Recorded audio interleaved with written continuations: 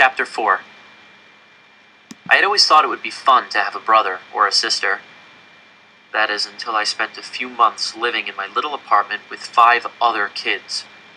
The bickering, the fighting, the whining. You'd think that soldiers in the streets, and synagogues burning, and days with nothing more to eat than moldy potatoes would be more important than who got to play with the doll or who got to sleep by the window. But you'd be wrong. The nights were the worst. I pulled my pillow and blanket out into the hall whenever the Rosenblum girls were arguing, which seemed like all the time now. I had to sleep on the floor, but I didn't mind so much. I would be sleeping on the floor here or there, and at least for now I had the whole hall to myself. If we had to take in another family, I thought bitterly, I'd probably have to share the hall too. I was sound asleep one night when a creak in the hall woke me up. In the darkness, I saw the shape of a person. "Who's there?" I asked, feeling my heart in my throat. "Shh, Yannick, it's me," my father whispered. "I'm sorry I woke you. Go back to sleep." Father had his coat on. He was going outside. "Where are you going?" I asked him. "I want to go with you." "No, it's dangerous to be out after curfew." "Then why are you going?" I was scared. I scrambled out from under my blanket. "Are you going to leave the ghetto?" Anyone caught trying to escape the ghetto was shot on sight. No. Go back to sleep, Yannick." "No!" I wanted to help. My father had begun to look so tired lately. The work gangs and the lack of food made him look like he'd aged 10 years in 2. "I can help be your eyes. To look out for guards. I want to come with you." "Shh, Yannick. You'll wake everyone else." My father sighed. "All right, but not another word. We must be silent, you understand?" I nodded and hurried to put on my coat. When I was ready, we slipped out the door and down the stairs. I had never been out this late before. The stairwell was dark and full of shadows. My heart still leaped at every little sound, even with my father there. My father led me down the stairs like we were going to the building's furnace in the basement, but instead, we went out through the back door into the alley behind our building. Snow fell in big, thick flakes, muffling everything. It was so quiet, you could hear the flakes hitting the snow that was already on the ground. Tick, tick, tick, tick. I followed my father through the silent alley. Our footprints left tracks in untrodden snow. I looked behind me, suddenly worried that we were leaving a trail that would be easy to follow. But the falling snow was already covering our tracks. I prayed for more of it, even though more would mean new work details for my father and other Jewish men to clear it in the morning. We had to cross at Józefinska Street, which meant we would be out in the open. Down the block, a German soldier in a greatcoat, scarf, and hat cupped his hands to his face to light a cigarette. My father put a hand to my chest, and we flattened ourselves against the wall in the shadow of an apartment building. I watched the German soldier breathe out a long cloud of smoke. The red ember of his cigarette glowed in the darkness. Where was he from? What was his name? Did he have a family? Children? Like me? Did he hate Jews the way Hitler did? Had he ever killed a man? The Nazi rubbed his hands together, stomped his feet to clear the snow and cold from them, and walked around the corner, out of sight. "Now," my father whispered, and we hurried across the street, our feet crunching so loudly in the quiet night air, I thought everyone on the block must hear us. I'd crossed that street 100 times, 1,000 times, but it had never felt so wide, the other side so far away. When we reached the alley across the street, we stopped, leaning against a wall again while we caught our breaths and listened to see if anyone had heard us. The only sound was the falling of the snow.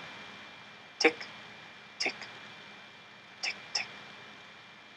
My father led me a short way on, and I began to realize where we were going. Uncle Abraham's bakery! The Nazis had let him keep it to bake bread for the soldiers. As we pushed on the door to go inside, something caught. A towel was stuffed into the crack along the floor. As soon as we were inside, I understood why. Bread. The wonderful, beautiful smell of bread. The aroma alone made my stomach growl.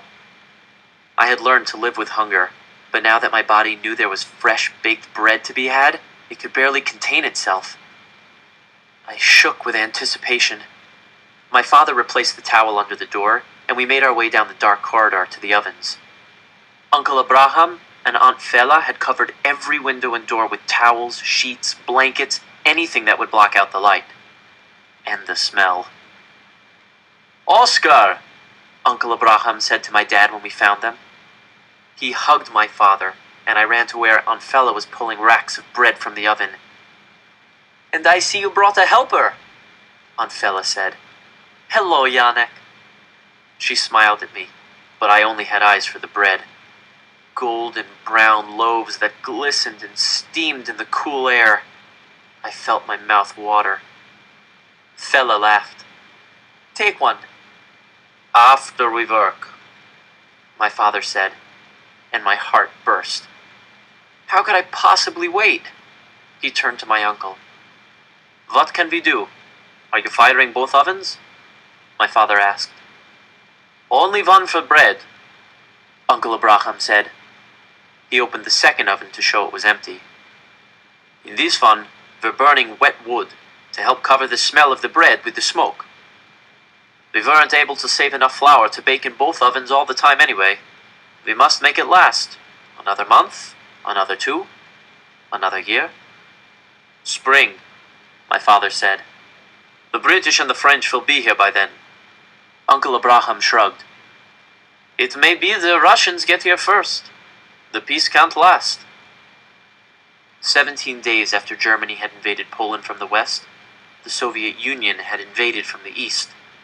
Poland was split right down the middle, and the Germans and Russians had promised not to fight each other. For now. "In the meantime, we'll bake when we can, but if the Nazis find out..." "Come, let's get to it," my father said. "Yannick and I will feed the fires." We worked into the wee hours of the morning, father and I feeding wood and coal into the ovens, Uncle Abraham making dough, Aunt Fela pulling those delectable loaves from the racks and putting them in sacks. "We must get you back before light," Uncle Abraham said at last. "Here, take 3 sacks apiece. That should be enough to sell on Krakuza Street, plus 1 sack for yourself." A whole sack of bread just for us! I almost moaned at the thought of such a feast. "Moshe is coming by tomorrow to pick up sacks to sell to the families on Węgierska Street," Abraham said. "And David and Sala tomorrow night to sell to Raunkavka Street." "How much per loaf?" father asked.